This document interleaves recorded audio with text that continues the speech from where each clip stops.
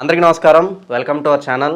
ఇవాళ మనతో పాటు ప్రముఖ జ్యోతిష్య మరియు వాస్తు పండితులు బ్రహ్మశ్రీ డాక్టర్ నాయకంటి మల్లికార్జున శర్మ గారు మనతో ఉన్నారు. గురుగారితో మాట్లాడదాం. గురుగారు నమస్కారం అండి. నమస్కారం అండి. గురుగారు, 2025 సంవత్సరానికి గాను జనవరి నుంచి డిసెంబర్ వరకు మకర రాశి వారికి ఎలాంటి ఫలితాలు ఉండబోతున్నాయి కాస్త వివరించండి. ఓం శ్రీ గురుభ్యో నమః. 2025లో ఆంగ్లమానంలో ఈ ఆంగ్లమాన సంఖ్య అని అంటారు 2025ని. ఈ 2025లో మకర రాశి వాళ్ళకి ఈ విధంగా ఉండబోతుంది. అంటే గ్రహ సంచార వీక్షణాన్ని ముందుగా మనం పరిశీలన చేయాలి. అతిపెద్ద గ్రహాలైన గురువు, శని, రాహు, కేతువులను మనం చూడాలి. దానితో పాటు మిగతా గ్రహాలను కూడా ఎలా ఉన్నాయని పరిగణనలోకి తీసుకుని ఈ 2025 యొక్క ఫలితాలు చెప్పాలి. అయితే మకర రాశి వాళ్ళకు వచ్చేటప్పటికల్లా 45% మాత్రం బాగుంది. ఏమిటి, మకర రాశి వాళ్ళకు కొద్దిగా ఏదైతే మనకు మార్చి 29వ తారీఖు శని మీనరాశిలో సంచారం చేస్తాడు.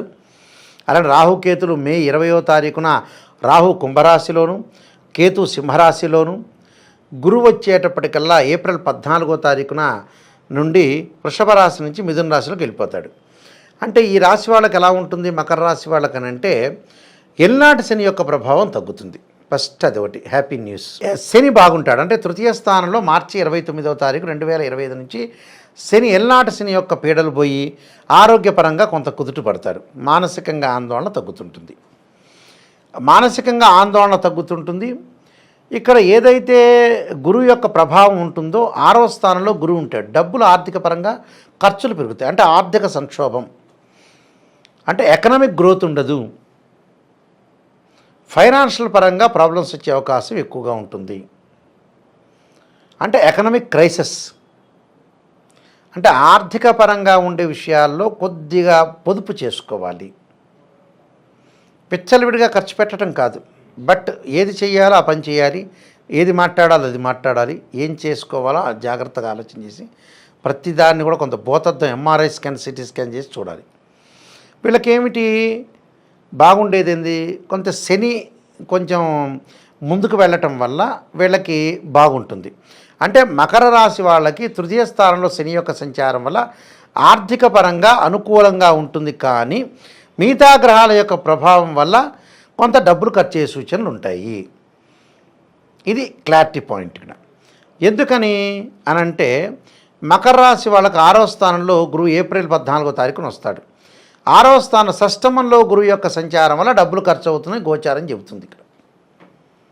అలానే కేతు యొక్క బలాన్ని కూడా చూసుకునేటట్టు 8వ స్థానంలోకి వస్తాడు కేతు.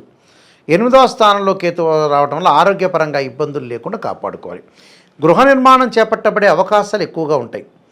అంటే మెంటల్లీ డిజార్డర్ అనేది కూడా వాళ్ళకి పోతుందని అర్థం. అంటే ఇలాంటి విషయాల్లో కొంత శ్రద్ధ చూపించుకొని ముందుకు వెళ్ళాలి. మిగతా గ్రహాల యొక్క ప్రభావం వల్ల కొంత అనుకూలంగా ఉంటుంది. కానీ బట్ ఫైనాన్షియల్ పరంగా క్రైసిస్ రాకుండా ఎవరితోనో మాట్లాడేటప్పుడు మ్యూచువల్ అండర్స్టాండింగ్ అనేది చాలా ఇంపార్టెంట్. అంటే తగాదలు గొడవలు ప్రధానంగా రాకుండా చూసుకోవటం మంచిది. ఏవైతే కోర్టు సమస్యలు ఉన్నాయో అవి వాయిదాలు పడుతూనే ఉంటాయి. వీళ్ళకి ఎక్కడ కూడా ఒక ఫుల్ స్టాప్ అనేది ఉండదు, ఎక్కడ కూడా ఆగదు, ఆగే అవకాశం లేదు. దాన్ని కంటిన్యూ చేసుకోవటమే. ప్రయాణాల వల్ల లాభం కలగటం, ఎమినెంట్ స్కాలర్స్ తోటి కన్సల్ట్ చేయటం, వాళ్ళ వల్ల కొన్ని లాభాలు, వ్యాపార పరంగా నష్టంలో ఉన్న ఒక వ్యాపారాన్ని కొద్ది వరకు పైకి తీసుకొస్తారు వీళ్ళు. ఉద్యోగం పోయిన సస్పెండ్ అయిన వ్యక్తులు మళ్ళీ ఉద్యోగంలో చేరే అవకాశాలు ఉంటాం. విదేశాల్లో ఖాళీగా ఉన్న వ్యక్తులు ఏదో ఒక చిన్న వ్యాపారం, చిన్న ఉద్యోగం వచ్చే ఛాన్స్ అయితే ఉంటుంది. వివాహం కాని స్త్రీ పురుషులకైతే వివాహాలు జరిగే అవకాశాలు ఎక్కువగా ఉంటాయి. విద్యార్థులకు మటుకు ఖచ్చితంగా వాళ్ళకి ఈ రాశి వాళ్ళ కొంత కాన్సన్ట్రేషన్ చేయాలి. అంటే ఈ అకాడమిక్ ఇయర్ కాదు, ఏప్రిల్ తర్వాత ఉండే అకాడమిక్ ఇయర్. అంటే ఈ 2000 ఏదైతే మనకి 2025లో గ్రహాలు మారుతున్నాయి అనుకున్నాం, 2025 ఏప్రిల్ 14 వరకు బాగుంటుంది. ఆ నెక్స్ట్ అకాడమిక్ ఇయర్లో కొంత చదువు పట్ల శ్రద్ధ పెట్టాలి. అంటే వేరే వ్యాపకాలను కొంచెం తగ్గించుకోవాలి. మన వాళ్ళ రకరకాలుగా విషయాల మీద వ్యాపకాలు ఉంటాయి కదా ఎక్కువగా. అంటే పాత రోజుల్లోనే క్రికెట్, చెస్, క్యారమ్స్ ఉండేది. ఇప్పుడంతా వీడియో గేమ్స్, సెల్లులు ఎక్కువగా యూజ్ చేస్తున్నాగా. ప్రతి వాళ్ళ చేతిలో ఎక్కువ సెల్లు ఉంటాయి. అవన్నీ కూడా కొంత తగ్గించుకోవాలి. కంటికి సంబంధించిన ప్రాబ్లమ్స్ రాకుండా కాపాడుకోవాలి. పైత్య సంబంధమైన వ్యాధులు వీళ్ళకి, స్త్రీలకి గైనకి సంబంధించిన ఇష్యూస్ రాకుండా చూసుకోవాలి. అంటే త్వరగా రియాక్ట్ కావాలి వీళ్ళు. ఎవరితో అయినా సరే, అన్నదమ్ములతో కానీ, అలా పేరెంట్స్ అంటే తల్లి తరపున సంబంధ వ్యక్తులతో కానీ, తండ్రి సంబంధమైన వ్యక్తులతో కానీ వీళ్ళు డిస్ప్యూట్స్ పడకూడదు.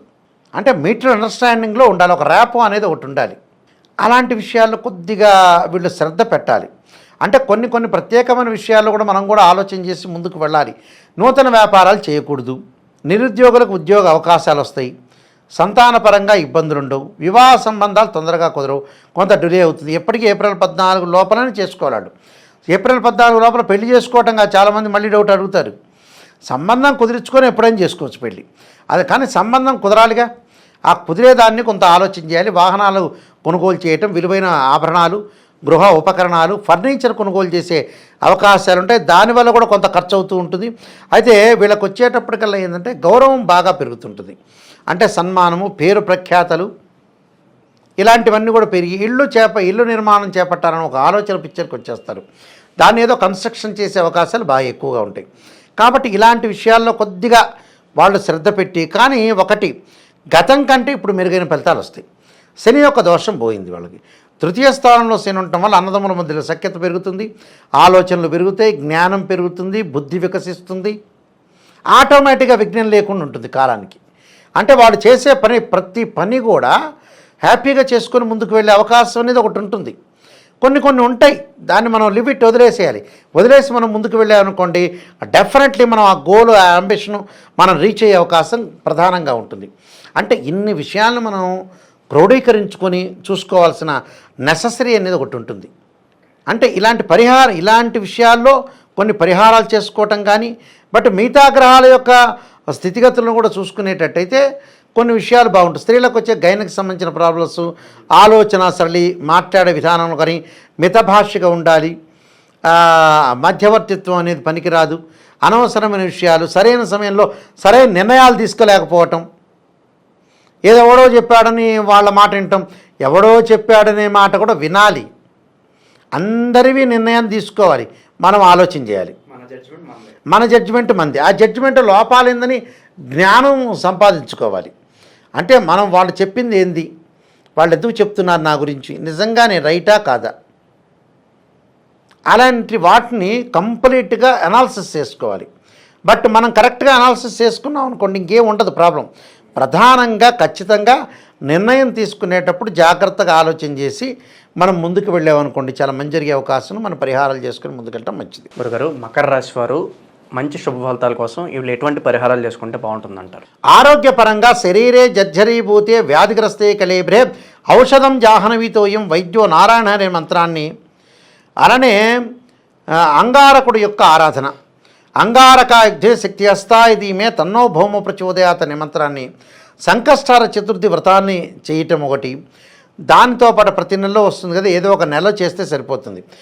శివుడికి రుద్రాభిషేకం, అంటే పరమేశ్వరుడికి రుద్రాభిషేకం చేయటం ఒకటి, తత్పురుషాయుధే మహాదేవాయుధీమే తన్నో రుద్ర ప్రచోదయాత్ అనే మంత్రాన్ని చక్కగా చదువుకుంటే సత్ఫలితాలు పొందే అవకాశం ఉంటుంది. భయపడాల్సిన పని ఏమీ లేదు. 2025 సంవత్సరానికి గాను మకర రాశి వారికి ఎలాంటి ఫలితాలు ఉంటాయి, అలాగే మీరు చేసుకోవాల్సిన పరిహారాలు తెలియజేసినందుకు ధన్యవాదాలు గురుగారు. నమస్కారం.